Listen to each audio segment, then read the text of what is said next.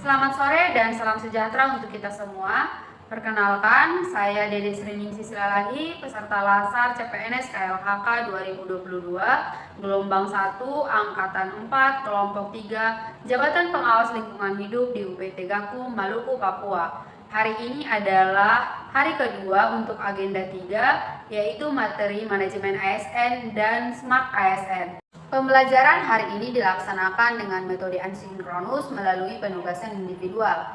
Ada 2 tugas individual, yang pertama adalah membuat learning journal pada hari ini, dan yang kedua adalah identifikasi dan deskripsi 3 isu terkait dengan implementasi manajemen ASN dan juga Smart ASN. Terkait hal tugas identifikasi dan deskripsi 3 isu tersebut, saya memilih isu yang pertama adalah tentang banyaknya pegawai yang memiliki tugas dan fungsi teknis tetapi mendapat tugas tambahan di dalam pengelolaan administrasi. UPT Gakum sendiri yang baru berdiri kekurangan tenaga bagian administrasi sehingga diperbantukannya tenaga-tenaga teknis seperti polisi hutan dan juga pengawas lingkungan hidup di dalam melakukan pekerjaan dalam pengelolaan administrasi seperti keuangan, persuratan, juga sebagai tenaga BMN. Hal tersebut berkaitan dengan isu manajemen ASN. Isu yang kedua adalah kurang optimalnya pengawasan lingkungan hidup yang dilakukan oleh pejabat pengawas lingkungan hidup atau PPLH terkait pengelolaan limbah B3.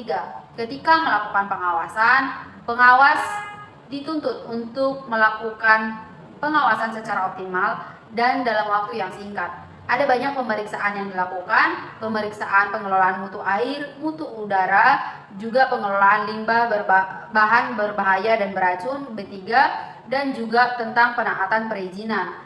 Banyak aspek di dalam pengawasan limbah bahan berbahaya dan beracun limbah B3, sehingga menurut saya diperlukannya adanya panduan atau buku saku. Buku saku ini akan mempermudah pengawas di dalam melakukan pengawasan terhadap penataan pengelolaan limbah B3.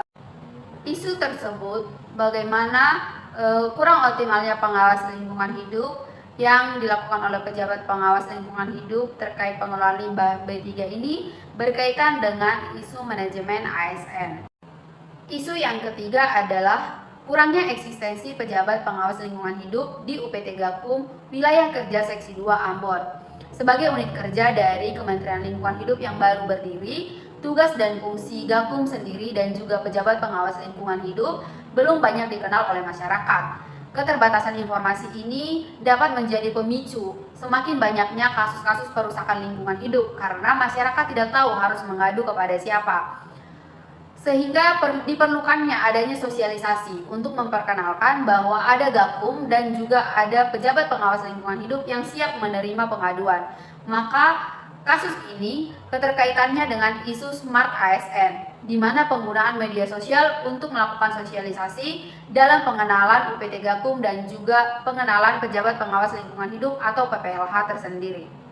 Demikian learning journal saya pada hari ini. Sekian dan terima kasih.